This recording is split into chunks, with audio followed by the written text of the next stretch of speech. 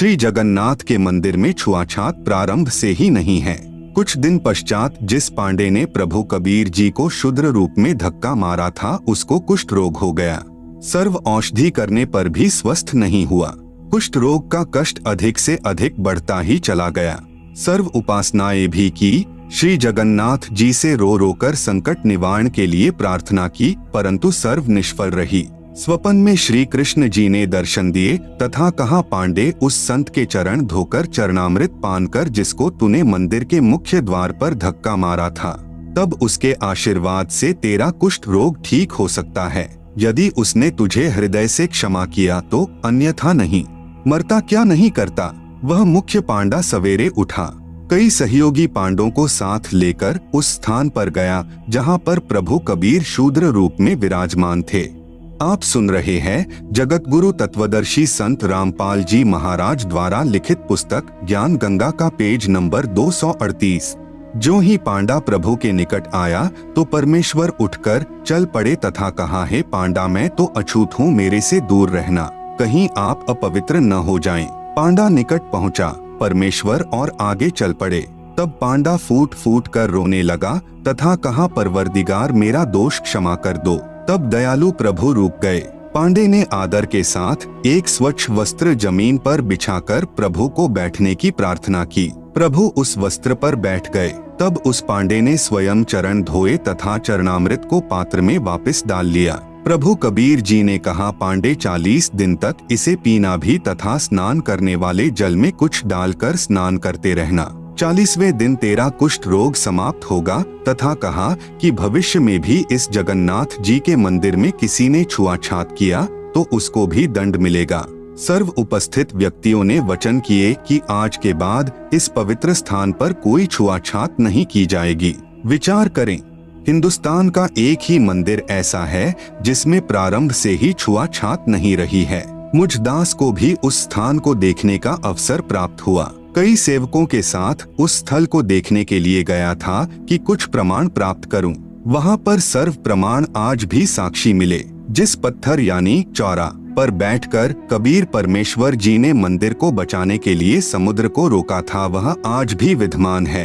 उसके ऊपर एक यादगार रूप में गुंबज बना रखा है। वहां पर बहुत पुरातन महंत यानी रखवाला परंपरा से एक आश्रम भी विद्यमान है। वहां पर लगभग 70 वर्षीय वृद्ध महंत जी से उपरोक्त मंदिर की समुद्र से रक्षा की जानकारी चाहिए तो उसने भी यही बताया तथा कहा कि मेरे पूर्वज कई पीढ़ी से यहाँ पर महंत यानी रखवाले रहे हैं। यहाँ पर ही श्री धर्मदास साहेब व उनकी पत्नी भक्तमती आमनी देवी ने शरीर त्यागा था। दोनों की समाधियां भी साथ साथ बनी दिखाई। फिर हम श्री जगन्नाथ जी के मंदिर में गए। वहाँ पर मूर्ति पूजा आज भी नहीं है, परंतु प्रदर्शनी अवश्य लगा रखी है। जो 3 मूर्तियां भगवान श्री कृष्ण जी तथा श्री बलराम जी व बहन सुभद्रा जी की मंदिर के अंदर स्थापित हैं, उनके दोनों हाथों के पंजे नहीं हैं, दोनों हाथ टूंडे हैं। उन मूर्तियों की भी पूजा नहीं होती, केवल दर्शनार्थ रखी हैं।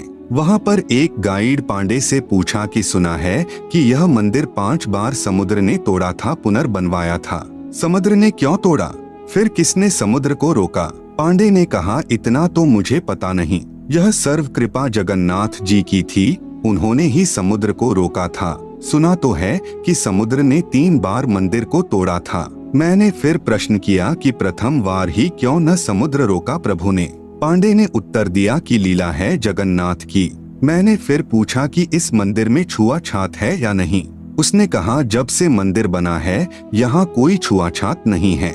आप सुन रहे हैं जगत गुरु तत्वदर्शी संत रामपाल जी महाराज द्वारा लिखित पुस्तक ज्ञान गंगा का पेज नंबर 239। मंदिर में शूद्र तथा पांडा एक थाली या पत्तल में खाना खा सकते हैं, कोई मना नहीं करता। मैंने प्रश्न किया, पांडे जी, अन्य हिंदू मंदिरों में तो पहले बहुत छुआछात थी, इसमें क्यों नहीं? प्रभु तो वही है। पांडे का उत्तर था, लीला है जगन्नाथ की।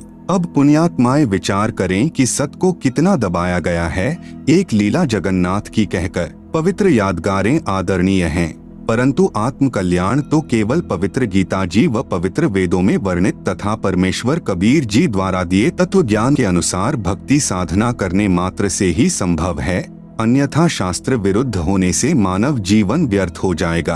प्रमाण गीता अध्याय 16 मंत्र 23-24। श्री जगन्नाथ के मंदिर में प्रभु के आदेशानुसार पवित्र गीता जी के ज्ञान की महिमा का गुणगान होना ही श्रेयकर है, तथा जैसा श्रीमद् भगवत गीता जी में भक्ति विधि है, उसी प्रकार साधना करने मात्र से ही आत्म कल्याण संभव है। अन्यथा जगन्नाथ जी के दर्शन मात्र या खिचड़ी प्रसाद खाने मात्र से कोई लाभ नहीं, क्योंकि यह क्रिया श्री गीता जी में वर्णित न होने से शास्त्र विरुद्ध हुई, जो अध्याय 16 मंत्र 23-24 में प्रमाण है।